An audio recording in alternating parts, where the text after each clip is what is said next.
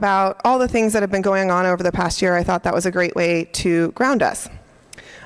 You do an amazing video of the past year and our life together that Lori put together as usual, so thank her afterwards. Lori Cello, I'm sorry, Lori C, not Lori W. Lori Cello put together. We'll watch that in just a minute. Then we're going to do some vestry elections and goings, and I'm going to forget something. We're going to talk about our building and our campus re-envisioning plans, as well as our new mission statement that we've all worked on together over the past couple months, and you have next to you. So that's our brief agenda for the next 45 minutes. And I'll say up front, if you are wondering where the finance part of that is, we did a finance meeting a couple weeks ago, like we did last year, a full deep dive. If you have questions about that, you can talk to our accounting warden, Paige, but that information was also shared, what was shared at that meeting was also shared as part of the annual report. That was emailed out to you, just in case you couldn't attend. So that is why that is not on the agenda today. We have lots of other exciting stuff. All right. Let's see here. I thought I did that right. Lori gave me a tutorial, and then I didn't do it right.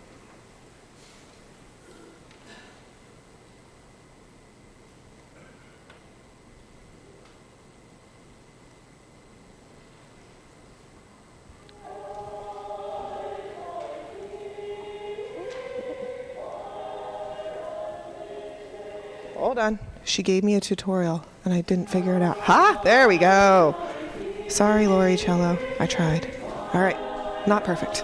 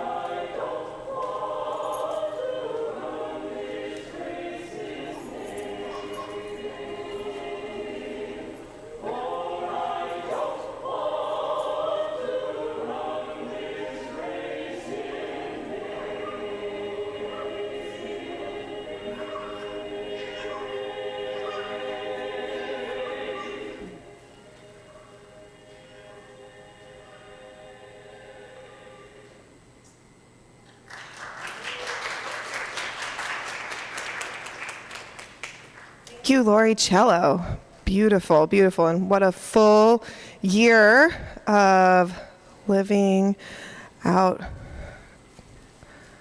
God's word together. I'm going to do... Yes, good. Okay. So a little bit of business to start us off before I turn it over to others. First, thank you to our fantastic vestry who have been working really hard over the past year with Sarah for the first part of the year, and then welcoming Lori, and then with Lori over the latter part of the year. It's been a joy to work with each of you. Their pictures are normally back there where the muffins are, if you want to figure out who they are later. I'm not going to shout everybody out right now. But this year, we have some comings and goings. So the folks that are up for election, we'll talk about the goings in just a minute. The folks that are up for election this year are here. You guys can raise your hands or shout out as you do. Nora Adaman served a term to finish out Jonathan Miller's, or a year to finish out his term last year, and she is up for election for her first full term. Paige Carlson-Heim is up for her second term, re-election of 3 years.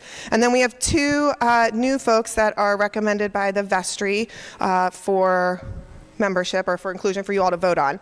And they are Noah Lazaro, I know I saw Noah, and Bob Knowles.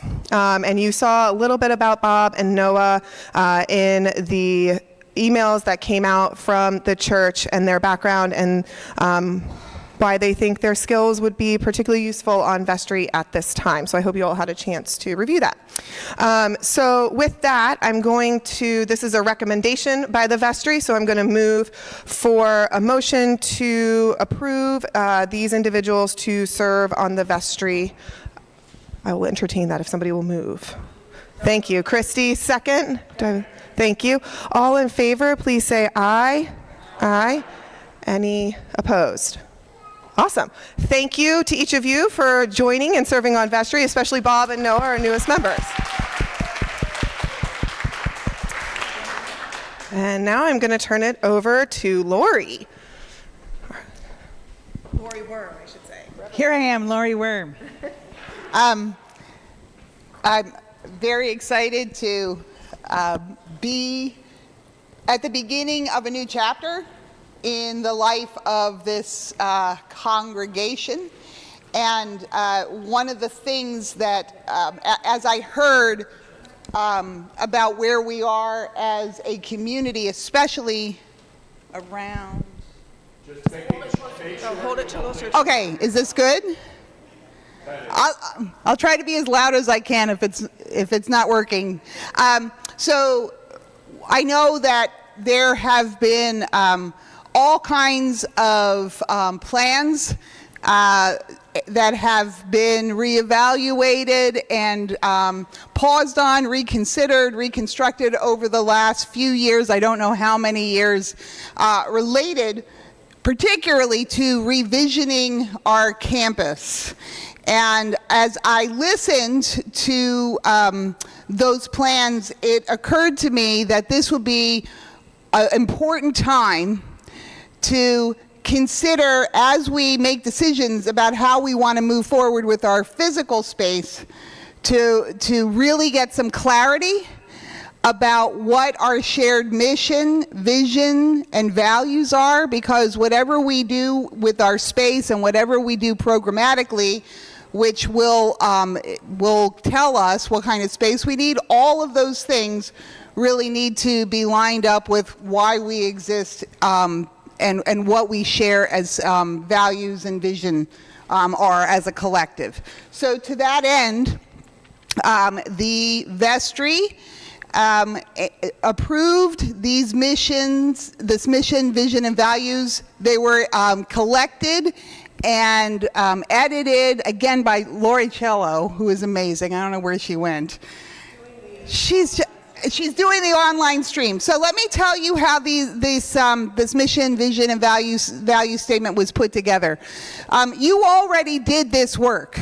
You did this work before my arrival when you were looking for a rector, right during the rector search. It's information I got about you, which compelled me to think that this might be a good place for me to share ministry. And it was because of what you said in your small group meetings about what's important to you, what you value, and what you seek going forward. So all of that information had already been collected.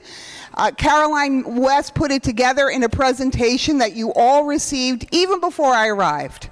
So what we did was we collected all of that information. We then went and asked every ministry chair of every ministry at this church to go through that information one more time with the constituents in each of their ministries for further editing and addition and adding to. And so then we took all of that information, and Laurie, I collected it and then gave it to Laurie. Laurie edited it into a mission, vision, and value statement, which I think we should probably read together. So here it goes. Here's our mission statement. Our promise is to have open hearts and open minds, which is beautiful. It's on our website. Again, something I found very compelling when I was looking at St. Peter's. St. Peter's opens its doors with a warm invitation to be part of an inclusive, progressive Christian community. We gather together to worship, learn, and care for one another and our neighbors, seeking to be a visible sign of Christ's love for all.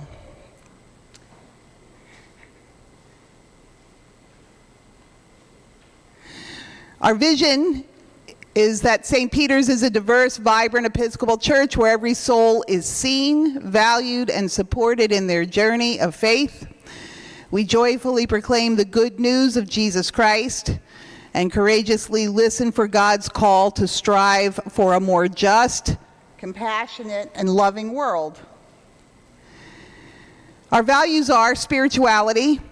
We provide a safe place to explore or deepen our faith and relationship with God through prayer, worship, learning, music, and fellowship. We practice a wholehearted welcome to those who come through our doors. Church is a place where everyone can show up as themselves and be accepted. We're committed to inclusion. We believe that each person is of equal worth and dignity. All people are celebrated and beloved by God exactly as they are, no matter what. And we foster an open and supportive church family, leaning on one another in times of joy and sorrow. We put our faith into action as we raise our voices for justice, care for our neighbors and our city, and celebrate God's creation. Historically, we are responsible stewards of our historic church and cemetery, seeking to understand and learn from our past as we journey forward. We value courage. We challenge ourselves to embrace change, advocate for those in need, and listen for God's call in our lives. So those values are what informs the vestry and certainly me, but also the leadership of this church in going forward, not only as just programmatically in terms of mission, but also with the revisioning of the campus, which is something that we're going to talk about in a couple of moments. But first, before we move on to, especially we're going to focus this morning's meeting on what we're doing as we revision the campus, I'd like to ask Sarah, are you, to come on down to thank the, okay, well, I think she's coming. Sarah's on her way to help us thank the vestry members who are completing their terms. I will start with Jonathan, beloved member of our congregation, who I hope is on Zoom. He and Beatty. I've gotten to meet them a few times. I'm sorry I didn't get to meet with them personally. or meet with them in Jonathan's role as one of the vestry members of this church. But Jonathan, if you're listening, we're so grateful for your service. And even though you're not present, you are absolutely a member of this congregation. You're not present in body, in spirit you're here, and so's Beatty, and you're deeply loved by this congregation. We're so thankful for your leadership. So let's hope that Jonathan's on, and everybody, round of applause for Jonathan. I've got this. Can y'all hear me with this one? Great. All right, Ann Kell, come on up.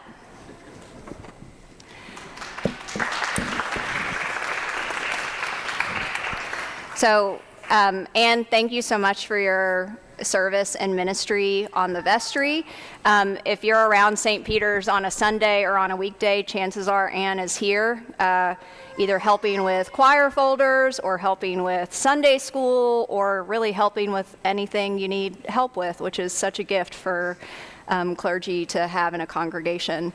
Ann goes above and beyond in everything, and I'm pretty excited that vestry might be one less thing that you have to go above and beyond doing, but you can't leave Sunday school. No. We have a little bit of a tradition at St. Peter's of, with all of the time you're getting back, a book that we think speaks to some of your theological interests or passions. And so on behalf of Laurie, the staff, and the vestry, this is a little gift for you. Thank you. Thank you for everything. Yes. It's been an honor to serve on the vestry and get to know St. Peter's. Sorry, just so everyone can hear. Oh, okay. Yeah, anyway, it's been an honor to get to know the congregation, especially being on a vestry member. It's just such an understanding of what goes on here and what our mission is. So, I thank you for allowing me to serve. Thank you, Ann.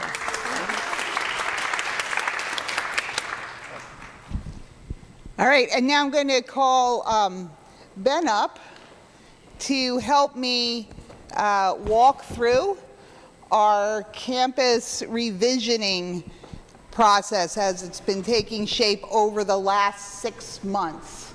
So how do I get to that? Okay. Are we just... Yep. All right. There we go.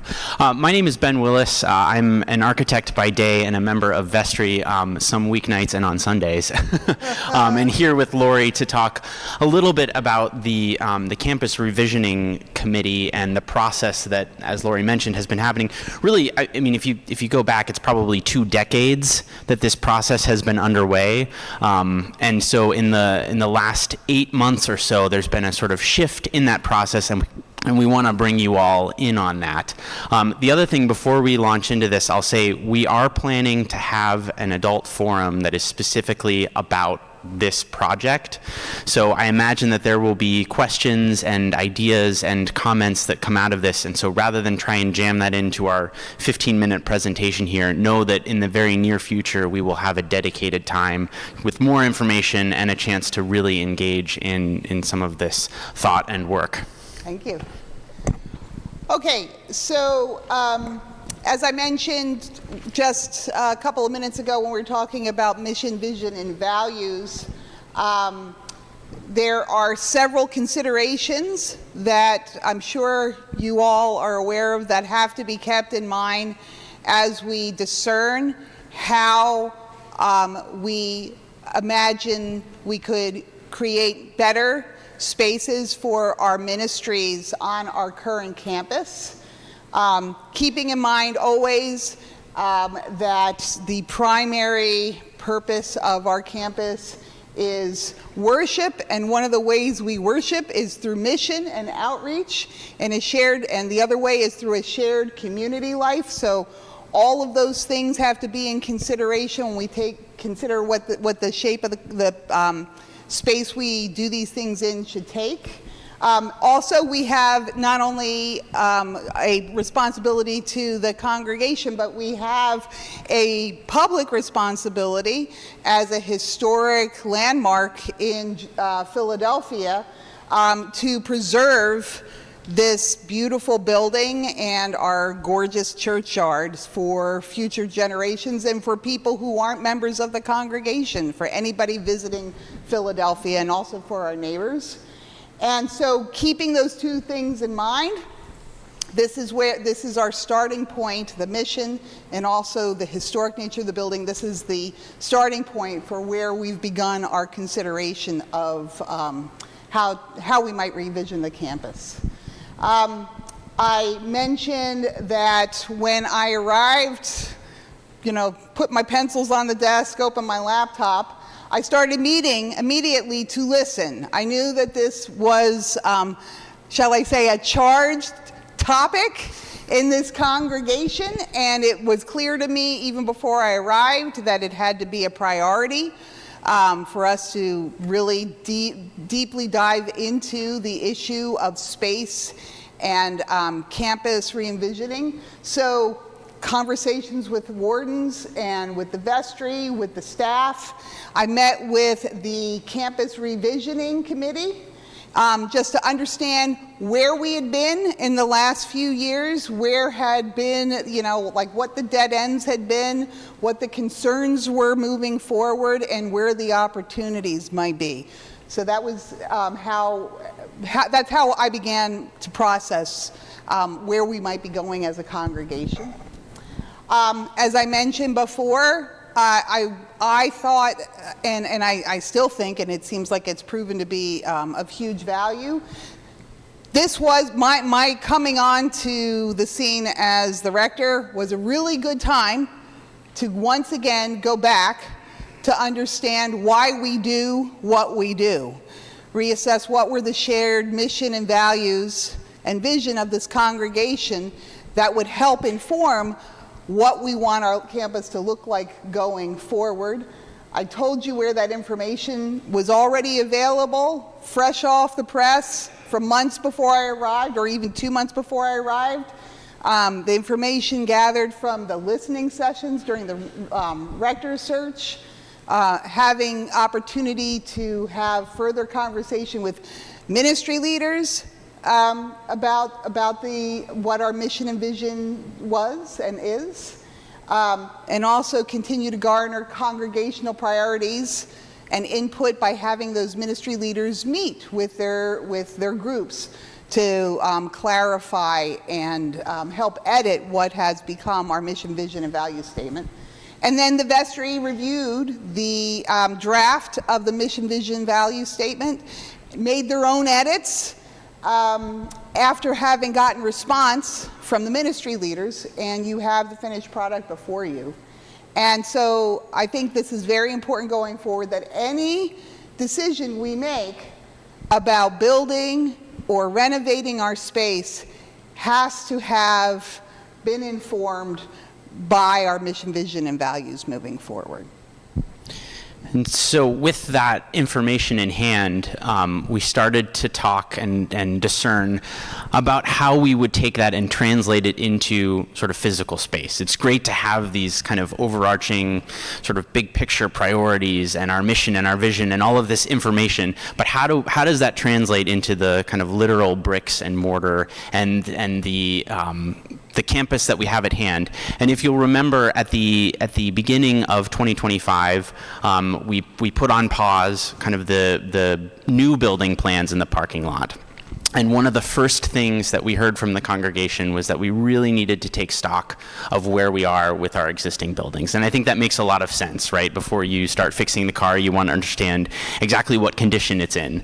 So thanks to the leadership of Bob Knowles, last summer we started engaging a full survey of the campus. We engaged an architect, Voith and McTavish. They are historic architects here in Philadelphia with a great reputation and experience working with buildings like these. They spent about 4 months around the campus, understanding every single piece of brick and mortar in the church, in 313 Pine and on the grounds, to give us a kind of full report of where we are, what may need to happen to these buildings before we start thinking about what can happen in the future. One of the things that I think really surfaced in that report and also surfaced from the congregation was this need for accessibility, that has to be not an option or a nice to have, but a must have, and that really has to drive kind of a centerpiece of our thinking going forward. So we want to reinforce how important this idea of accessibility is. These are some of the words that came out of our campus listening sessions over the years, and just how much that is. And accessibility, it really goes beyond folks who may be navigating the church in a wheelchair. It's, anybody, if you've been carrying a baby around, these floors are treacherous, and if you are able-bodied and you twist an ankle and suddenly figure, well, how am I going to get to church? How am I going to sit? And so I think understanding how our campus can be accessible, that is one chief way that we can make it welcoming and inclusive and continue to live and grow into our mission. So after we had that, the architect's report of the existing campus in hand, Lori convened a smaller committee.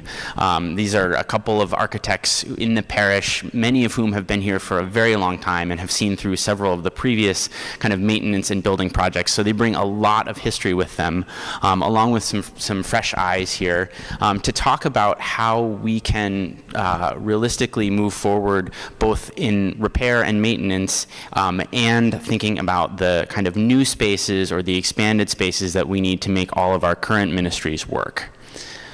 So here are some of the key questions that group was tasked with. How we can improve accessibility inside the church.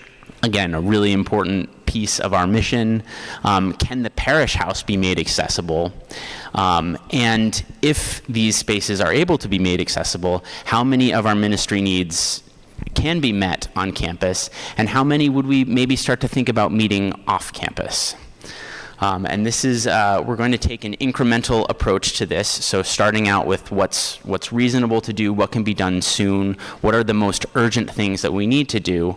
And each step we want to make sure is sort of serving that longer term vision. So it's big picture thinking, what do we need, where are we going in 5 to 10 years, and also sort of immediate thinking, what can we do right away, what's the low hanging fruit that we can sort of combine together. One thing that also came out in the listening sessions throughout the past couple of years is this idea that we wanted to intentionally partner with other organizations, and not just as a way of kind of building community outside of our walls, but also as a way of thinking more broadly about space needs. When we think about some of the things that we don't have space for example, a large all-parish gathering, we probably only have a large all-parish gathering 3 or 4 times a year. Some of that time it can happen out in the churchyard when it's nice, but to think about building a space and maintaining a space that we only use 3 or 4 times a year may not be in our best interest, and we may not be capable of doing that. And so if we start to think creatively about what needs to happen on our campus and what can happen nearby, I think Barry had a figure that there are 11 or 12 spaces within a 6-block radius that could host an all-parish gathering for us, some of which we've started to use. So thinking creatively about what that could do for us, but also what those kinds of partnerships might mean in terms of broadening our outreach with other organizations and kind of expanding our impact and allowing other people to be sort of brought into the St. Peter's family. So we are continuing those conversations, and Lori, I don't know if there's anything else you want to say about that. Yeah, just making sure that there's clarity that all of what Ben's been talking about has to do with making our mission, vision, and values the lens through which we make decisions going forward about space. So in terms of mission, vision, and values, what we welcome most at St. Peter's, that we say over and over again, it's on our website, it's inclusivity and come as you are, and and welcoming the stranger, those are top priorities for us. And we decided that since that is our mission, there is a,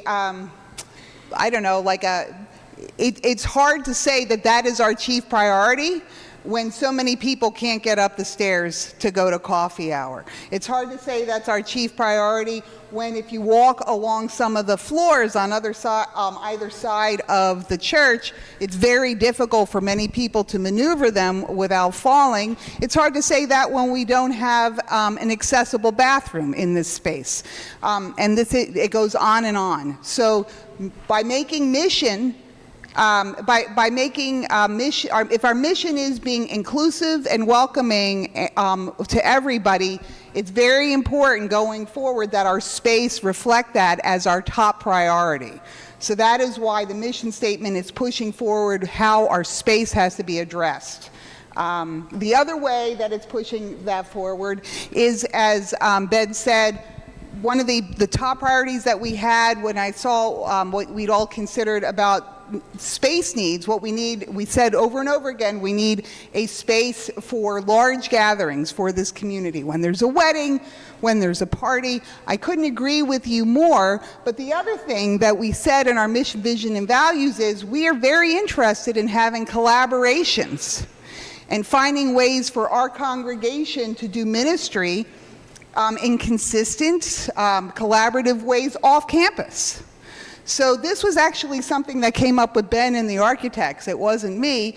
Their question was, does it make sense then, if that is a shared priority of this church, collaboration and making sure we have a ministry that's off campus, does it make sense to start working on collaborations with local not-for-profits and churches off of campus, see if there are possibilities for collaboration. The other priority was the food cupboard. And we talked regularly about how important the food cupboard is as a ministry of this church, but we were also talking about how important collaboration and mission outside of our campuses. So one of the things that the architects challenged me, and I'm challenging you all to consider is the food cupboard best served in our current location at 313? Is that a adequate space? And I understand one of the ideas was to make a larger space here. Is this campus actually the best location to serve people who are in need at our food cupboard? Or would it be worth exploring, talking to other not-for-profits who are nearby, other faith communities who are nearby, to see, is there a shared location that we could have that would improve or expand what we're able to provide right now, and also might meet the need of people geographically in ways that are beneficial to the people that we intend to serve. So those are ways that mission, vision, and values are going to inform our conversation going forward. Again, absolutely nothing has been clarified or decided.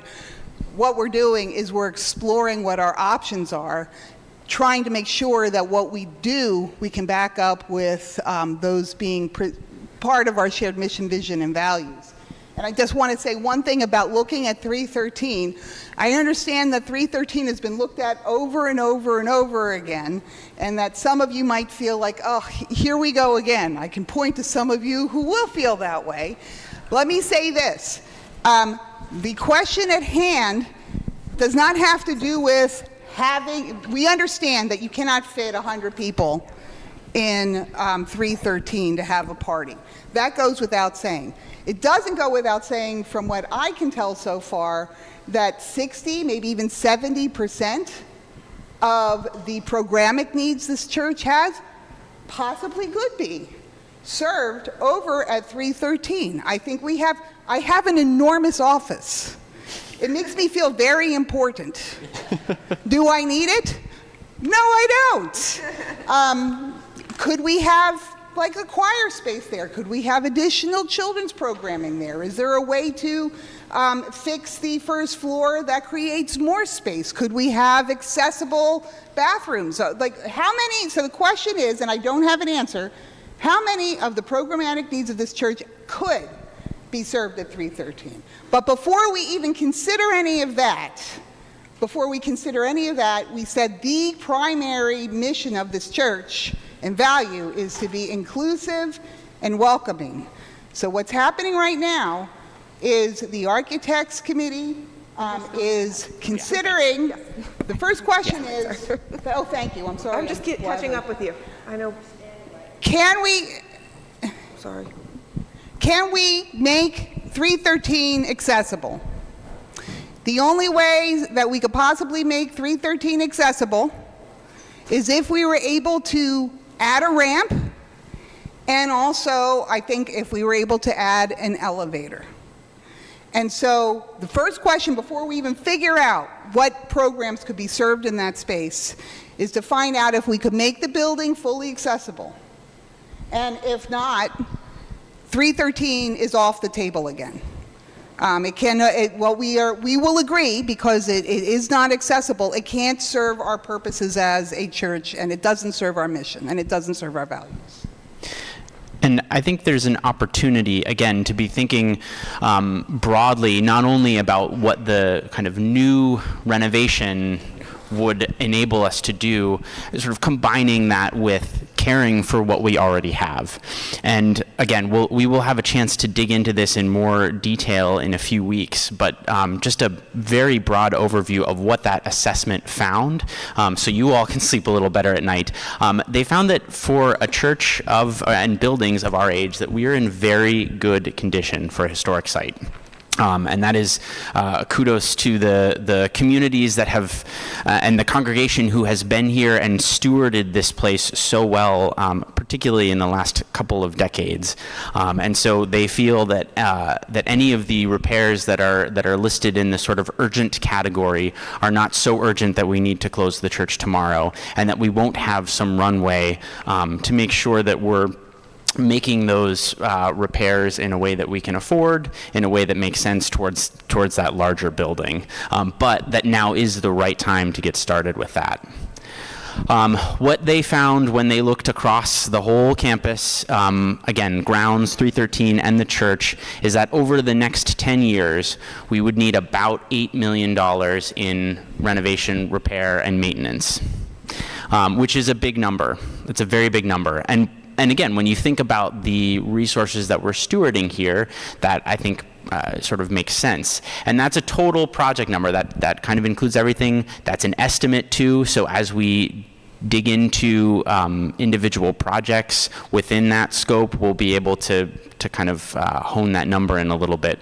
But that's the kind of the magnitude of work that we need to be ready in order to steward the buildings that we're in. Over the next 10 years, yeah. That is the kind of timeline horizon that they set out in terms of what these maintenance and upkeep needs would be.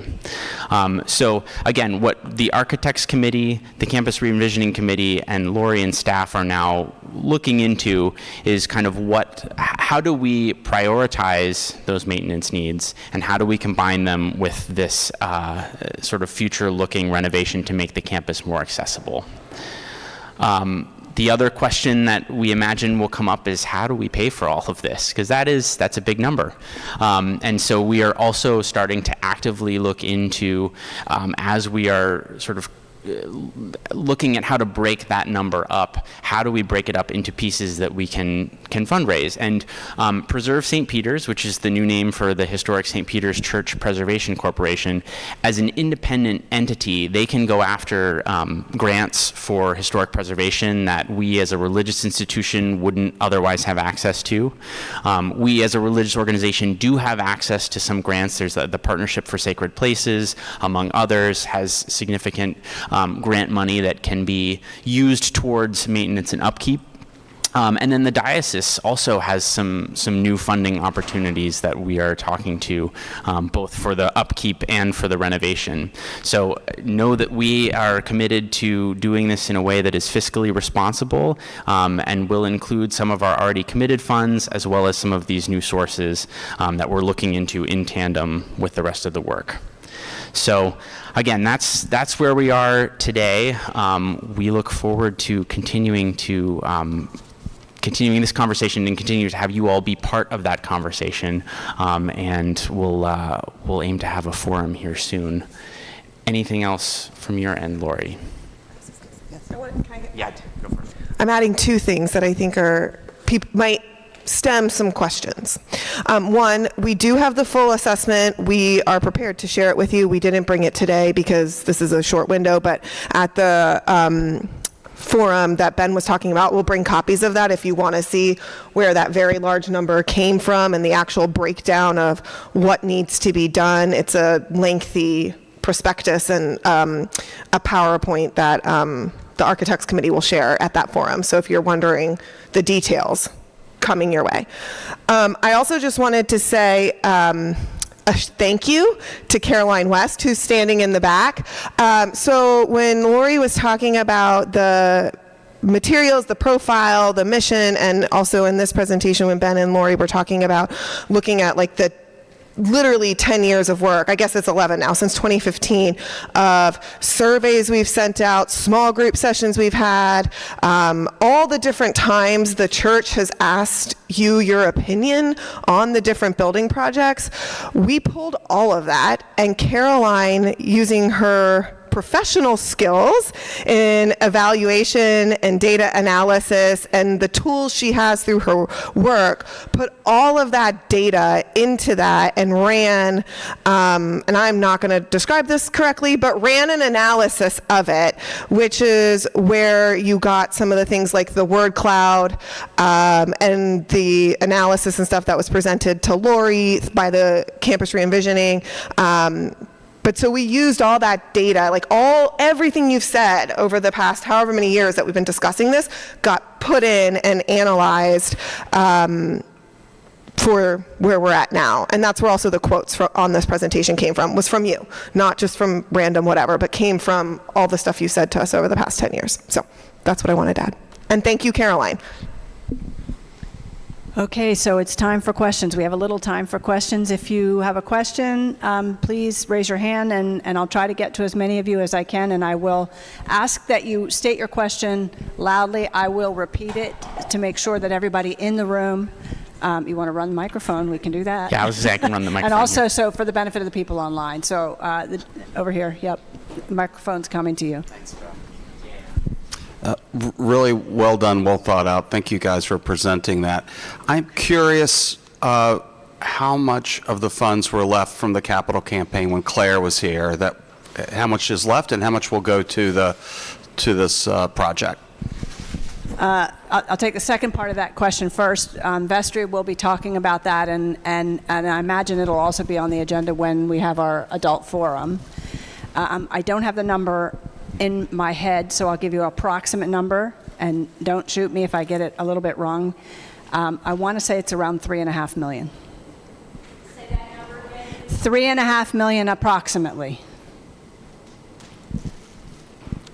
Other questions? Over here.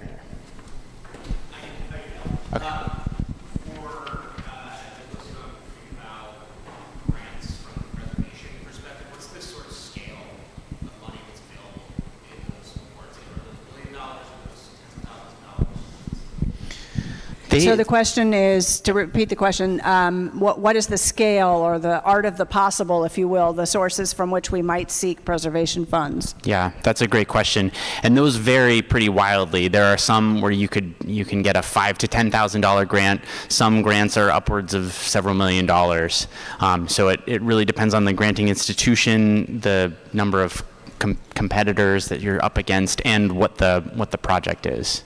So.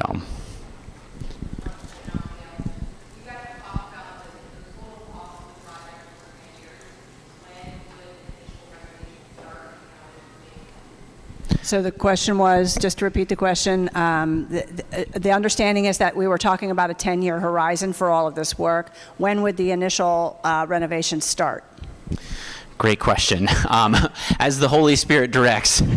No, I think we have a little bit more work to do on our end to make sure that we understand kind of what the holistic plan is and what those kind of initial first cut pieces of that renovation would be. And I think we would come back to the congregation to say, here are the first few that we think we can undertake, here's why. But I'd imagine within the next year we'll have a lot more information to be able to share on that. I just wanted to add, I think it was in the presentation, but just to emphasize, our intention in our phasing is to couple renovations or repairs of our campus with renovations to the campus. So we're working with the architects who put together our assessment to see how can we stage both repairs and renovations simultaneously, so that while we're working, I don't know, on the steeple, we're not waiting an additional 3 years to have an accessible bathroom, if that makes sense. I think we might have time for one more question. Just a quick suggestion, if you could share the report before the adult forum, I think it might save some time, so especially for those of us who need to digest things in advance. Absolutely. Yeah. Good idea. Repeat the question. Oh, I'm sorry. I tried to give her the microphone, but she was asking if we could share the report ahead of the adult forum for those for whom it would be helpful to take some time to read it and digest it before the meeting, and that we agree. All right, I'm going to turn it back to... And now I invite Sarah to come and give our closing prayer. And by the way, thank you all for being here and for your love for this congregation that is just, besides just being an important place in the city of Philadelphia, is just an amazing spiritual home. And it's an honor. It's an honor to have been called to serve you. So thank you for that.